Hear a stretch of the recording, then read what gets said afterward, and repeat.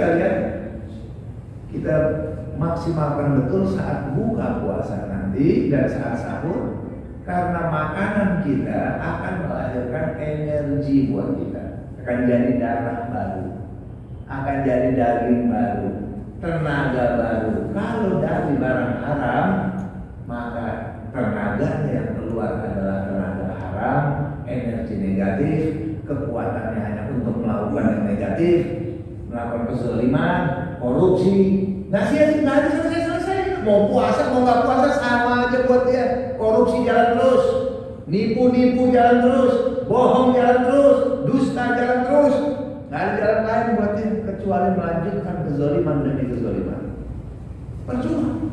Puasa orang kayak begitu hanya tercatat dia sudah melakukan puasa, selesai, nggak perlu kode. Hasilnya jauh ya. Perhatikan energi itu. Tapi ketika dia sudah puasa, dikuras kotoran lahir batin dia dalam berpuasa, buka puasanya hanya yang halal dan thayyibah. Dia makan yang halal, dia makan yang thayyib. Akan melahirkan energi positif, energi ibadah, energi halal.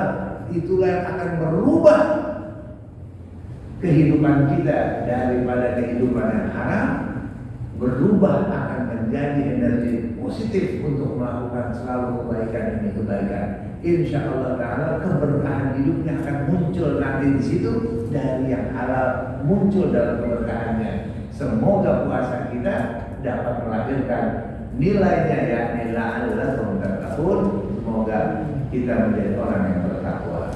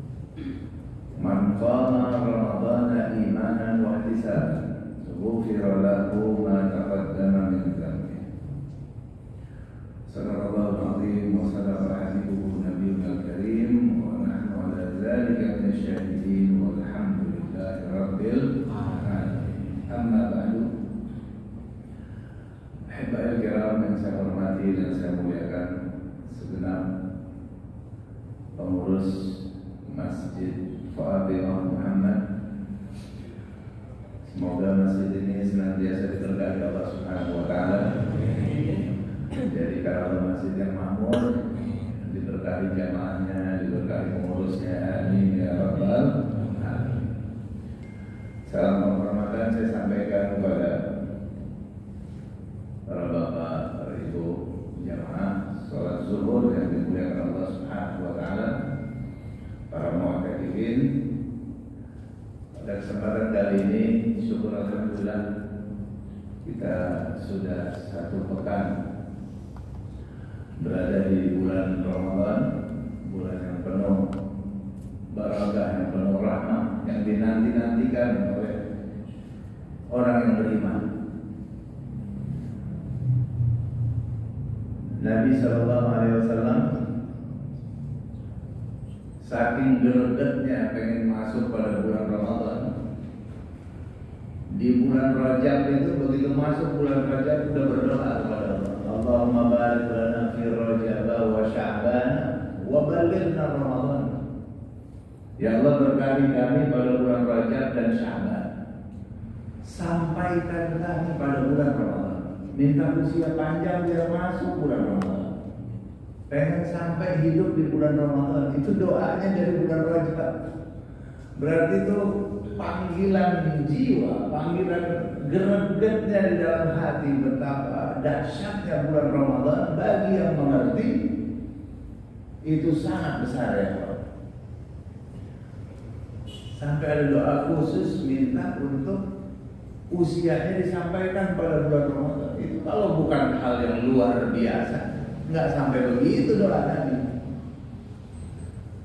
Bulan Ramadan itu luar biasa ya, khususnya untuk umat Islam, sehingga Nabi alaihi salatu wassalam juga bersabda kama Nabi sallallahu alaihi wasallam,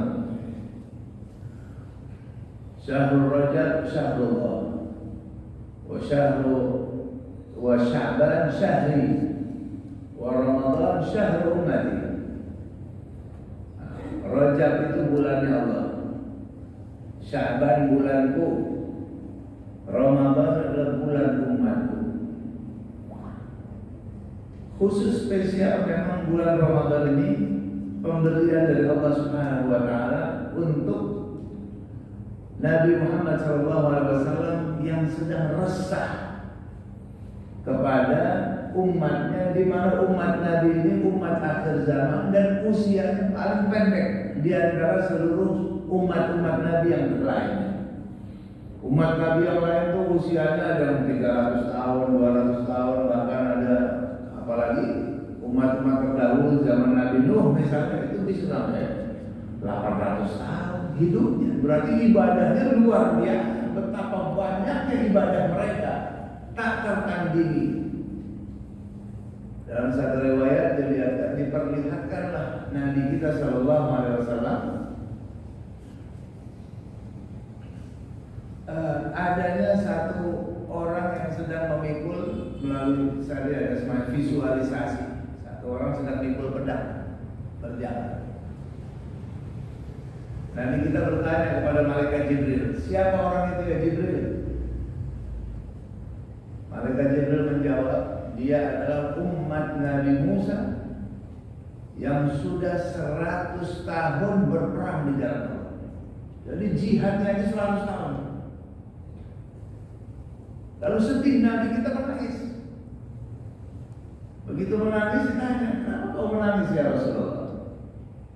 Saya menangis bagaimana tidak. Dia jihadnya aja 100 tahun.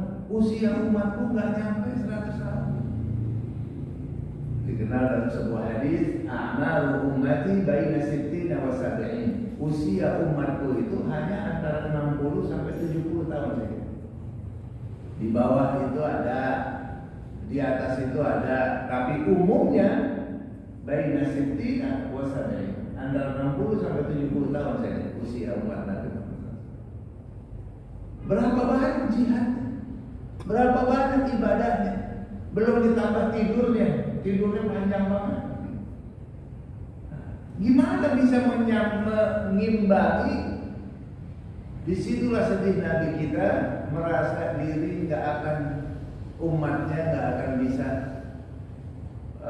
menjadi umat yang diharapkan mampu mengimbangi daripada umat orang terdahulu, sehingga melihat situasi kesedihan Nabi dan menangis Nabi kita kondisinya saat itu, Allah Subhanahu wa taala memanggil malaikat Jibril dan memberikannya satu surat jawaban, lalu Nabi kita turun lagi dengan mengatakannya, membawa satu surat berbunyi inna anzalnahu fi lailatul qadar. Wa ma adraka ma lailatul qadar. Lailatul qadri khairun min alf syahr. Tanazzalul malaikatu war-ruhu fiha bi'izni rabbihim min kulli amr. Salamun hiya hatta matla'il fajr. Salam. Tanazzalul malaikatu war-ruhu fiha bi'izni rabbihim min kulli amrin. Min kulli amr artinya dari seluruh perkara yang dihadapi oleh manusia, seluruh malaikatnya diturunkan pada malam itu. Malam Lailatul Qadar, satu malam itu lebih baik pahalanya daripada 1000 bulan. Itu salah satu lonjakan yang bisa dimanfaatkan oleh orang beriman untuk meninggikan, mendobel, melipat gandakan amal ibadahnya, pahalanya khususnya, sehingga usianya pendek, tapi bisa dari satu malam itu bisa dilipat gandakan sampai dengan 83 tahun minimal, bisa sampai 84 tahun, 83 tahun minimal kalau 1000 bulan. Lalu itu satu malam yang ada di bulan Ramadan. Lalu hari-harinya bagaimana? Hari-harinya di bulan Ramadan ini dia adalah setiap amal-amal sunnah yang dikerjakan di bulan Ramadan, Allah catat pahalanya seperti pahala amal wajib. Lalu setiap amal wajib yang dikerjakan di dalam bulan Ramadan, Allah catat dia sebagai amalnya 70 kali lipat amal wajib. Begitulah lipatan-lipatan yang selalu terjadi di dalam bulan Ramadan. Bahkan bukan cukup itu saja, amal ibadah puasa ini tidak bisa ibadah puasanya ya, tidak bisa dibandingkan dengan amal ibadah yang lain, di mana Allah Subhanahu wa taala berfirman melalui hadis qudsi Nabi kita Muhammad sallallahu alaihi wasallam bersabda, "Fima yarwihi an rabbi as-siyamu li wa ana ajzi bih." Puasa itu hanya untukku, kata Allah. Wa ana ajzi bih, hanya akulah yang mampu untuk memberikan ganjarannya. Jadi di sini nggak ada lagi lipatan-lipatan. Misalnya amalnya sekian maka 10 kali lipat. Man jaa bil hasanati falahu asyru amsalihha wa man jaa bis sayyiati fala yujza illa mithlaha. Siapa orang mendatangkan kebaikan maka Allah lipat gandakan 10 kali lipat. Itu amal biasa. Kalau puasa nggak begitu. Wa ana ajzi bih. Kalau bersedekah bisa 10 kali lipat, bahkan bisa 700 kali lipat. Itu sedekah. Untuk puasa nanti dulu. Untuk puasa wa ana ajzi bih, as-siyamu li wa ana ajzi bih. Puasa itu hanya untukku, maka aku saja yang berhak mengganjarnya. Inilah tergantung kualitas puasa seseorang. Bagaimana orang bisa berkualitas dalam puasanya?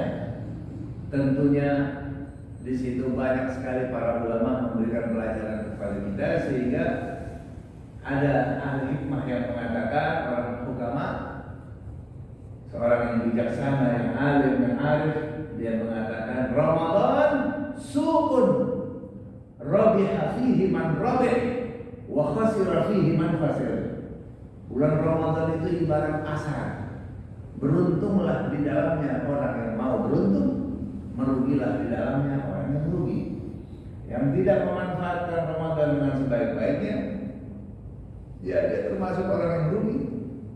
Ibarat pedagang, pedagang itu harus tahu kapan waktunya dia hidup, kapan waktunya dia dapat untung besar, kapan waktunya dia rugi. Dia tahu. Pedagang musim dingin nggak mungkin dia jualan es.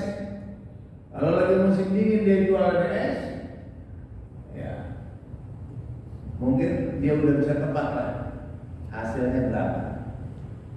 Tapi begitu juga kalau lagi musim panas, dia jualan es kelapa atau apapun yang menyegarkan, sudah pasti dia bisa tebak.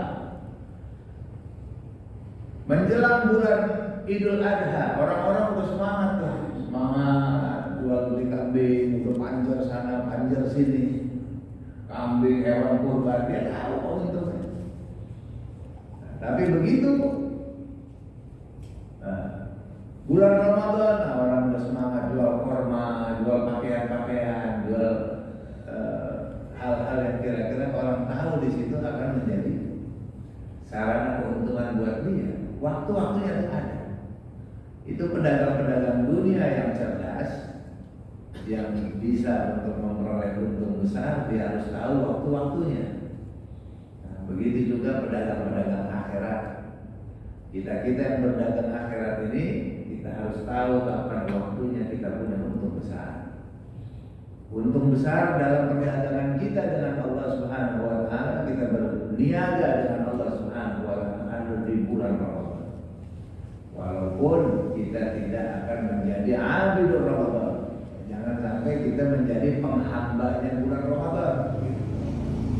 Asal bulan Ramadan kita jadi orang soleh, orang baik, keluar dari bulan Ramadan kembali lagi seperti semulanya. Kita nggak seperti itu ya.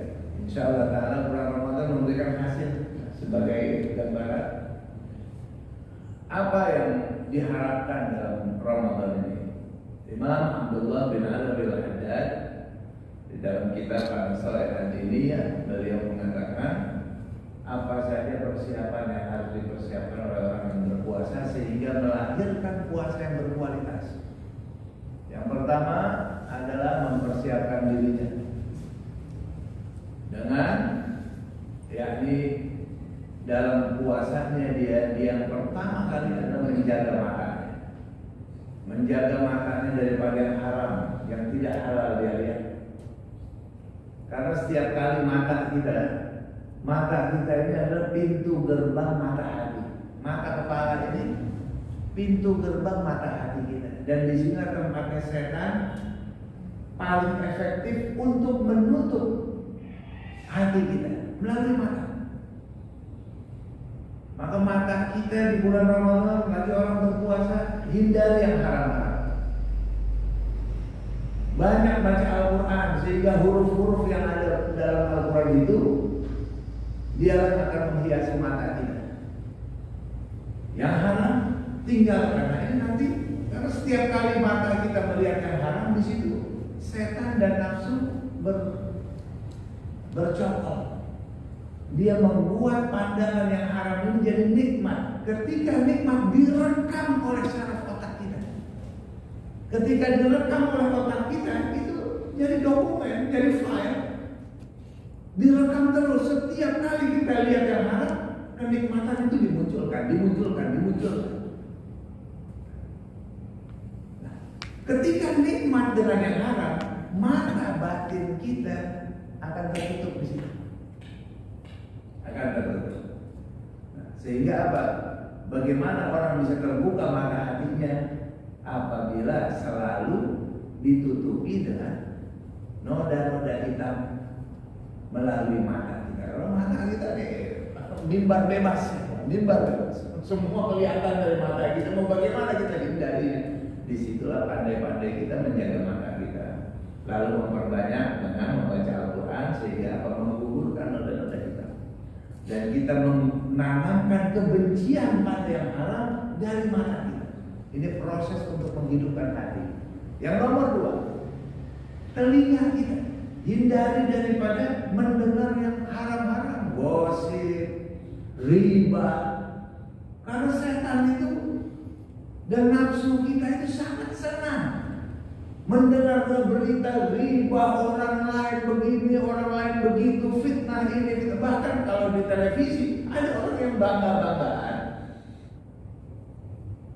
Misalnya zina di luar nikah, bangga, diumumin. Belum nikah saya udah hamil duluan, ini anak dari pacar saya si Anu si ini, senang dia mengubarkan perzinahan di depan umum, pada dosanya itu nauzubillah. Yang seperti ini dibuat senang di telinga kita, dari telinga kita dengar, dibuat senang, direkam oleh saraf otak kita. Itu jadi file. Betapa enaknya kalau mendengar dan melihat yang haram-haram, khususnya ya yang ada di televisi, acara-acara sekarang ini itu rata-rata acara dosa semua. Gosip-gosip artis, selebriti yang mengungkap kehidupan orang, membongkar-bongkar keributan orang lain, itu semuanya harus dihindarkan bagi orang yang menginginkan kualitas dalam puasanya. Jadi pendengaran dia lama-lama saraf otaknya dibersihin. Tadinya senang, lebih baik kita senang mendengarkan ilmu, mendengarkan nasihat orang, mendengarkan Al-Quran, mendengarkan tausiah. Lama-lama dialah yang jadi enak di telinga kita. Tausiah, ilmu, nasihat itulah yang akan menjadi indah di telinga kita dan terkenal. Akhirnya itulah akan menjadi nanti merubah pola kehidupan kita, kesenangan kita adanya pada dunia yang baik-baik. Yang berikutnya lisan, jaga lisan, hifzul lisan. Daripada berbohong, berdusta, caci maki, kemudian menghina orang, merendahkan orang, berhenti. Puasa lidah kita.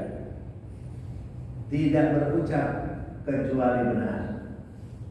Falyaqul khairan aw liyasmut. Ucapkan yang benar atau diam. Nah, lidah kita ini maklum lidah tak bertulang.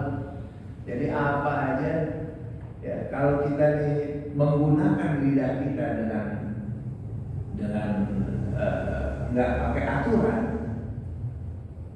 nafsu kita dan setan itu berkolaborasi untuk memberikan rasa nikmat ke diri kita ketika kita berhasil menyampaikan kalimat-kalimat, ucapan-ucapan.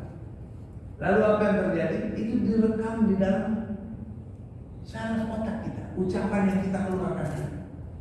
Sehingga dia akan keluar lagi. Oh, ternyata saya maki-maki orang enak ya. Ada yang begitu. Orang yang pemarah, yang suka maki-maki orang, dia kan merasa nikmat. Kalau dia sudah marah itu senang rasanya, enak rasanya. Habis dia marah-marah dia senang, hatinya plong gitu. Kemudian dia kalau sudah menghinakan orang lain, merasa diri wah hebat lah. Jadi merasa diri ini hebat. Ujung penyakit itu keluar dari sini, segala macam penyakit. Bukan cuma lidah aja, tapi dari situ akan direkam dan akan diberikan rasa nikmat, rasa senang, rasa enak. Sehingga apa? Perbuatan lidah kita yang buruk akan selalu terwujud. Ini karena rekaman di otak kita. Ada laki-laki yang berucapnya kayak perempuan, lebay begitulah. Ya, dia kayak perempuan begitu kalau ngomong. Salah otaknya. Karena lidah dia itu merasakan enak kalau ngomong seperti itu. Sehingga dia kalau ketemu orang kayak gitu lagi kayak gitu, otomatis. Dari sana kirim pesan sinyalnya keluar ucapan seperti itu. Seperti yang dia lakukan. Padahal kalau laki-laki mengucapkan mirip-mirip seperti perempuan atau bertasyabuh dari rijal, nisa nggak boleh. Atau nisa yang perempuan yang menyerupai perbuatan laki-laki juga nggak boleh. Biasa pada tabiat masing-masing. Tapi ketika kita membiasakan diri kita dengan perbuatan yang haram-haram tadi lalu dipoles oleh setan, bagaimana nikmatnya itu dan jadi menempel dengan nafsu yang ada di badan kita, lidah kita. Maka Nabi SAW katakan, siapa orang yang tidak menghentikan ucapan dusta, caci maki dan menghina selama puasa, dia hanya mendapatkan haus dan lapar belaka. Pahala dia dapat, cuma dapat lapar sama haus. Dia cuma dicatat ya sudah puasa tidak perlu kodok, tapi apa hasilnya? Tidak ada. Kualitas. Yang berikutnya, yang terakhir, ini adalah menjaga kualitas juga. Bagaimana puasa kita punya hasil. Setiap berbuka puasa, perhatikan seluruh makanan yang akan kita makan. Ini makanan syubhat atau haramnya, gak boleh masuk dari badan kita. Makanan kita buat buka puasa sama buat sahur.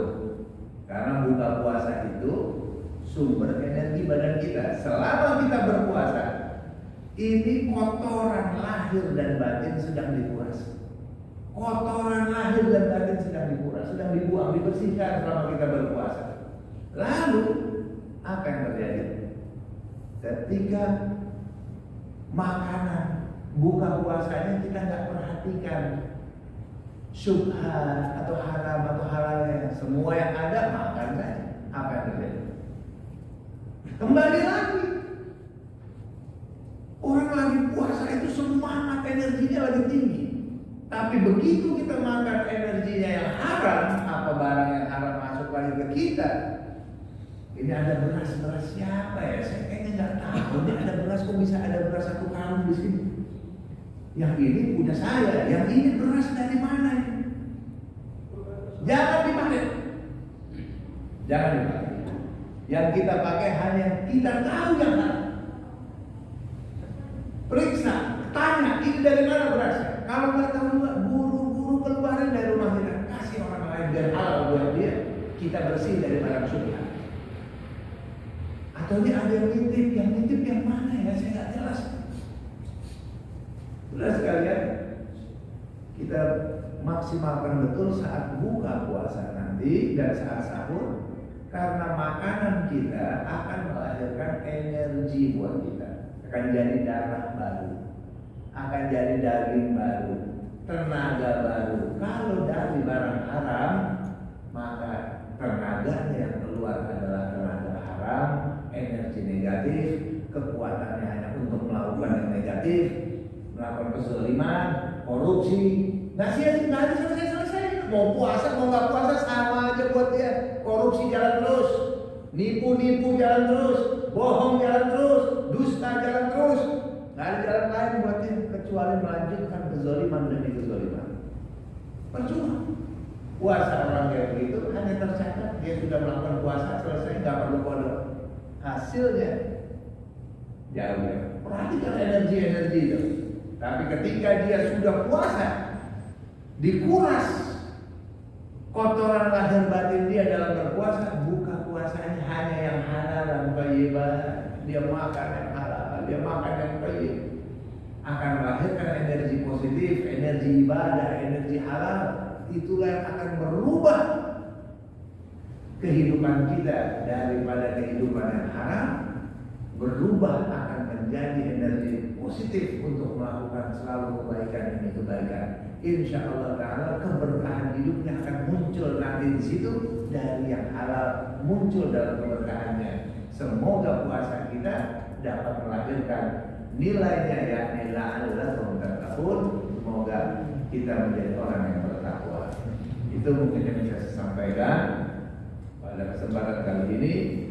Jadi kalau seorang muslim, kita bisa lihat amalnya dalam berpuasa, dia menjadikan amalnya baik, tanda dia berhasil. Nah, itulah trik-trik yang tadi disampaikan oleh Imam Abdullah bin Al-Haddad untuk kita memperbaiki daripada puasa kita dan hasilnya dan berkualitas yang baik, sehingga doa kita saat berpuasa, doa kita tidak bisa ditolak oleh Allah Subhanahu wa Ta'ala. Terima doa hamba-hambanya. Mana nih yang berkualitas?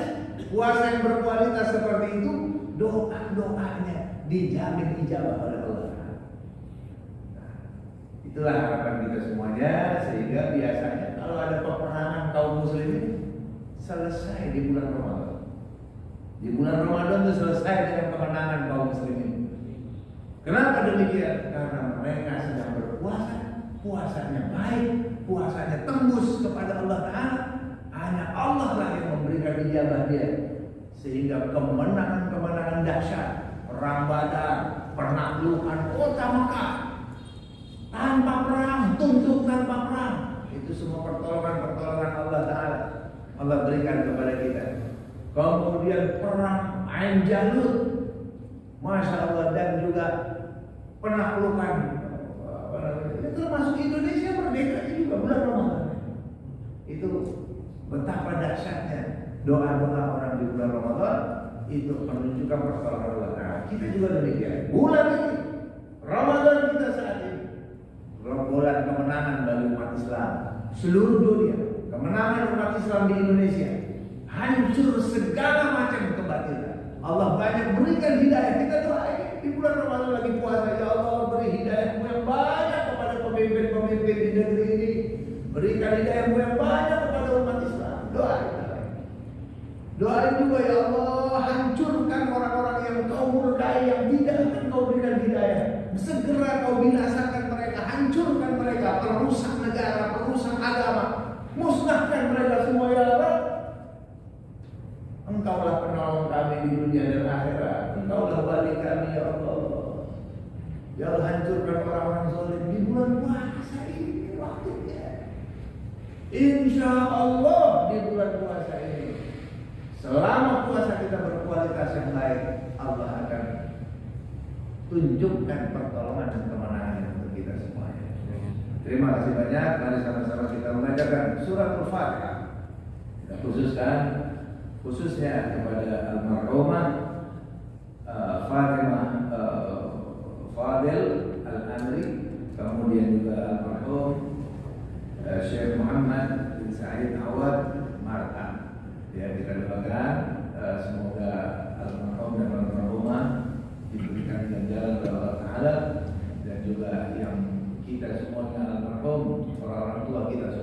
senantiasa dalam ampunan dan rahmat Allah Subhanahu wa taala.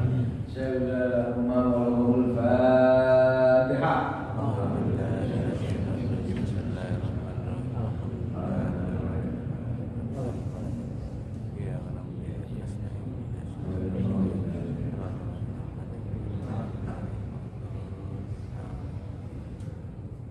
Bismillahirrahmanirrahim. Allahumma alimna ma yanfa'una wa anfa'na bima 'allamtana wa zidna ilman yanfa'una wa 'amalan mutaqabbalan wa ikhlasan niyyah bi rahmatika ya arhamar rahimin. Allahumma rabbana qulna wa ahbabana wa mashayikhana wal muslimina jami'an min ash-shaqawati ila as-sa'adah wa min an-nar ila al-jannah wa min al-'adab ila al-rahmah wa min adh-dhunub ila al-maghfirah wa min al-isa'ati ila al-ihsan wa min al-khawf ila al-aman ومن الفقر إلى الغنى ومن الذل إلى العز ومن الإهانة إلى الكرامة ومن الضيق إلى السعة ومن الشر إلى الخير ومن العسر إلى اليسر ومن الإجبار إلى الإقبال ومن السقم إلى الصحة ومن السخط إلى الرضا ومن الغفلة إلى العبادة ومن الفترة إلى الاجتهاد ومن الخذلان إلى التوفيق ومن البدعة إلى السنة ومن الجور إلى العادة برحمتك يا أرحم الراحمين. اللهم أعنا على ذكرك وشكرك وحسن عبادتك. اللهم إنك عفو تحب العفو فاعف عنا. اللهم إنا نسألك رضاك والجنة ونعوذ بك من سخطك والنار. صلى الله على نبينا محمد والحمد لله رب العالمين والعفو منكم. السلام عليكم ورحمة الله وبركاته.